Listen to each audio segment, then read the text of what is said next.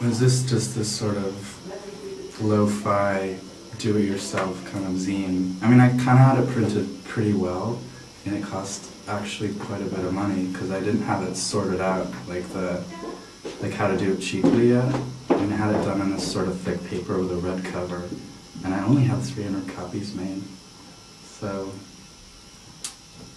but then when I started ironing things out and I got more people on board, and I kind of got rid of some people that weren't really working, it started taking off, and it started being more about art than it was about underground New York culture. And we put it on newsprint so it would be kind of affordable, you know? Like I ended up printing like, what was it? Just like 10 times as many copies for half the price. Well, like the last issue was issue 4, which we launched at Frieze, not at Frieze, but during Frieze in London.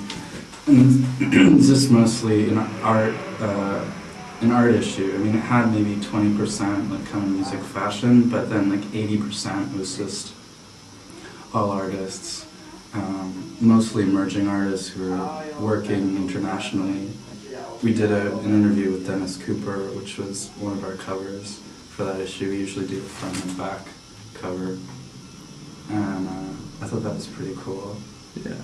Because I'm in London now, and we just took the Eurostar over, me and Adrian, who's the art director, and we did the photographs of Dennis in Paris and hung out with him. We thought he was really cool. And this guy Mark, who's in New York, he's the one who did the interview because he's in Dennis's next anthology. So I thought that was pretty good.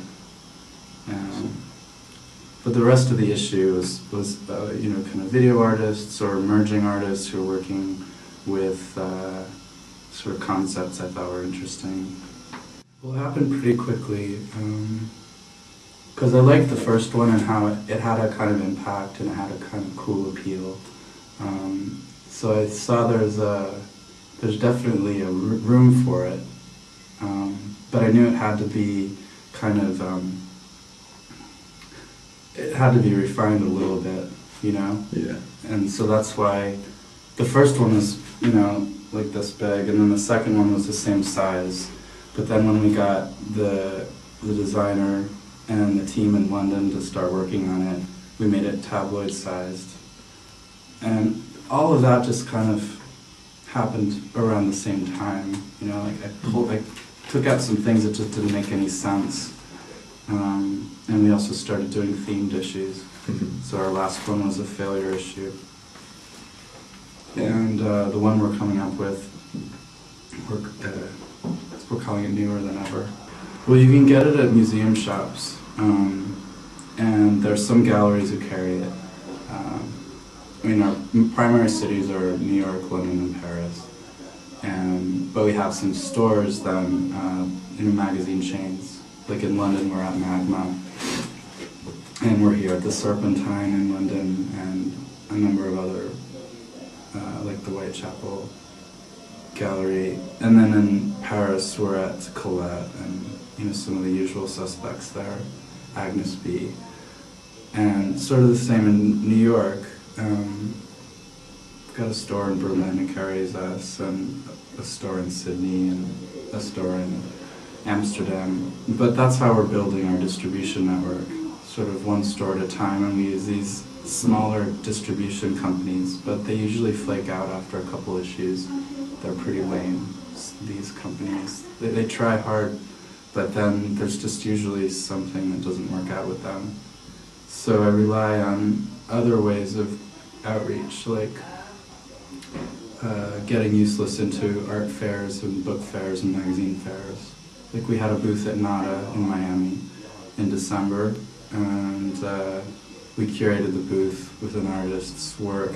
He did a site-specific project in Miami. I consider that part of our distribution strategy because the strategy is so word of mouth and kind of crunchy, indie, grassroots kind of thing right now.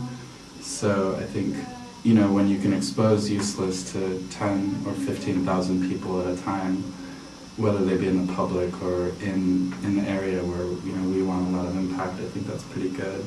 Well, we come out with issues every 4 months, so we're triannual. So I see a lot of issues of Useless coming out in the next year or two. I see us at most of these art fairs,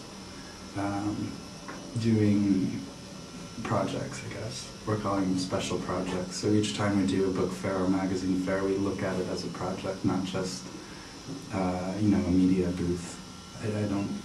I don't think just sitting at a table is going to have the same impact as building something or doing some kind of video project or some kind of thinking around it. So we've been having fun with that, and I think